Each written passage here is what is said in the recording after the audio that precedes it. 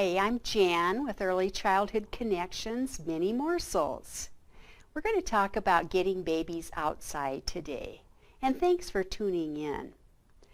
What a beautiful summer we are having. Everything is so green and beautiful. Flowers are in full bloom, and many gardeners are gleaning the work of their hands from their vegetable plots. What a great time of year to enjoy the great outdoors.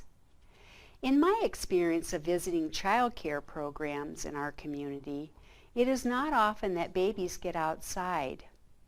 I do agree that it can be a little more challenging when babies eat, diaper, and sleep on their own schedule. It can be a dilemma to get the group out when one or two infants are sleeping. However, when we consider the advantages, I think it is worth the effort to come up with some strategies to work through the barriers.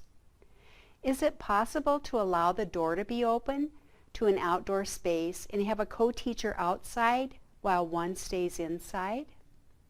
Having the door open gives infants a choice of being able to crawl outside and explore to continue to remain inside.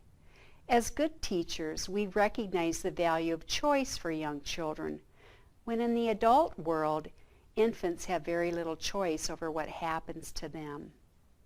Can you create a safe sleeping area in a shaded area for a tired infant to take his nap outside? In Scandinavian countries, infants often sleep outside, even in cold temperatures, believing that it creates better sleep. They coined the saying, "There is no bad weather, just bad clothes." Think of observing an infant touching the prickly green grass for the first time, or seeing them focus their attention on the leafy branches as they dance in the wind. Recall the song of a nearby blue jay or the rat-a-tat-tat of Woody Woodpecker carving out the tree bark to build her nest. There is no indoor classroom that can compare with the provocations of the outdoors. Nature is an amazing sensory bath that influences sight, sound, touch, smell, and taste. Research tells us that this is the most active part of an infant's brain. Of course, there are some things to consider in going outside. The Academy of Pediatrics recommends covering all exposed areas, including the backs of hands and tips of ears, with a broad spectrum sunscreen of SPF 15 to 50, and wear a wide-brimmed hat. And avoid the hours during the heat of the day, 10 a.m. to 2 p.m.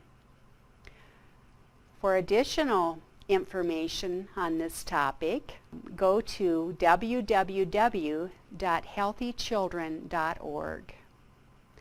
Since babies have a habit of tasting things, you will also want to make sure you know which plants are safe for children. Many common plants in our area can be toxic if eaten or can cause skin dermatitis if you are rubbing up against them. You can access a safe list by going to www.babycenter.com and type safe plants in the search area. With a few helpful tips, you can get those babies outside for an exciting adventure filled with sunshine and fresh air. See you next time on another episode of Mini Morsels.